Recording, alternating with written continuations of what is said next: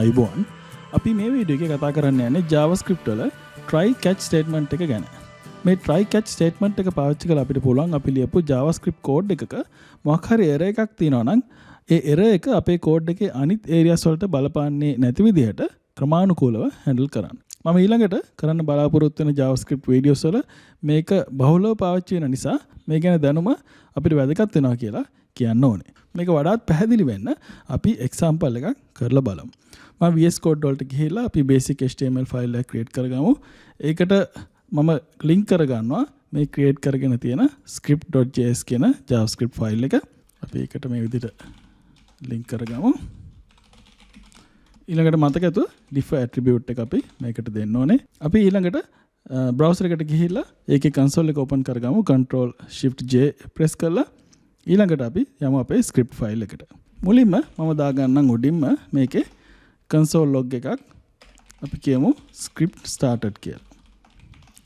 ඊට පස්සේ පහලින් දාගමු අපි තව එකක් script ended කියලා. ඒතර අපි මේක save කරාම ඔයාලට පේනවා මෙතන එනවා console එකේ script started script ended කියලා අපේ browser console එකේ. ඒතර අපිට දැනගන්න පුළුවන් මේ දෙක දැක්කනම් මේ script එක මුලින් ඉඳලා ළඟටම execute වුණා කියලා. දැන් අපි මෙතන ඕමනාවෙන් මොකක් හරි error එකක් create කරගමු. අපි console එකේ log කරන්න බලමු. මොකක් හරි create කරපු නැති variable එකක්. අපි කියමු message කියලා. දැන් මේක save කරාම ඔයාලට පේනවා මෙතන error එකක් එනවා uncaught reference error message is not defined කියලා. එතකොට ඒ වගේම අපේ මේ script ended කියන console log එක වැඩ කරේ නැහැ. මොකද මේ script එක මෙතනින් කැඩලා ගියේ හින්දා.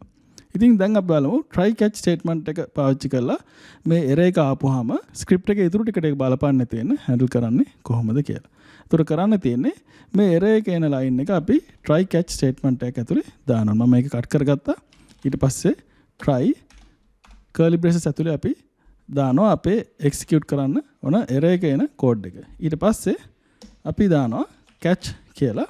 මේ catch කියන එකට එක parameter එකක් pass වෙනවා. ඒ තමයි මේ ඉහළ මේ try කියන block එක ඇතුලේ තියෙන code එකෙන් එන error එක මේ catch කියන එකෙන් අපි ගන්නවා. ඒක අපි error කියලා ගමු. ඒතර මේ error කියන object එක අරගෙන අපිට පුළුවන් අපේ ඒ error එක handle කරන්න. මම මේක console එකේ log කරන්නම්. හරි දැන් අපි මේක save කරලා බලමු. ආට පේනවා දැන් මෙතන මේ අපේ script එක start වුණා. ඊළඟට දෙවෙනියට තියෙන්නේ මේ අපි console log කරපු error එක. දැන් අපි ඒක මේ try catch block එක පාවිච්චි කරලා handle කරපු හින්දා අපේ script එකේ ඉතුරු ටිකත් execute වුණා. මේ try catch statement එකට අයිති තව එකක් තියෙනවා. ඒ තමයි finally කියන එක. ඒකෙන් කරන්නේ මේ අපි දීලා තියෙන code එකේ error එකක් ආවත් නැතත් අපිට අවශ්‍ය දෙයක් execute කරන්න පුළුවන්. මෙන්න මේ විදිහට අපි කියමු try catch statement ended කියලා.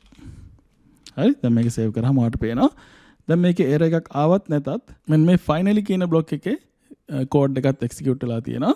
ඒතර අපි මෙතන variable එක create කරමු බලන්න උඩින් message කියලා good morning කියලා කියමු. දැන් එතකොට error එකක් එන්න බෑ. මම මේක save කරාම ඔයාලට පේනවා දැන් මෙතන error එකක් එන්නේ නැහැ. නමුත් මේ finally කියන block එකේ තියෙන statement එක execute වෙලා තියෙනවා. ඉතින් මේ අතර මේ try catch statement එකට අහුවෙන්නේ නැති errors තියෙන්න පුළුවන්. උදාහරණයක් හැටියට අපි function එකක් create කරගමු. මම මේ ටික comment කරන්නම්. ඊට පස්සේ අපි create කරගමු function එකක් say hi කියලා. එතකොට මේකෙන් ගන්නවා කාගේ හරි නමක් username.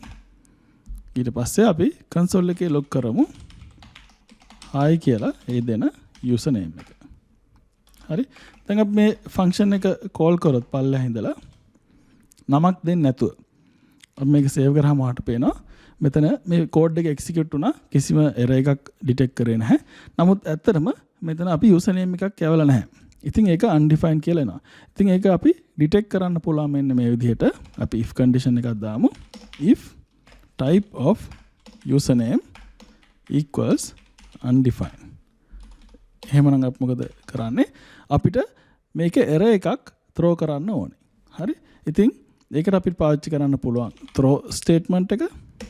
ඒකේ දෙනවා throw new error name not given කියලා.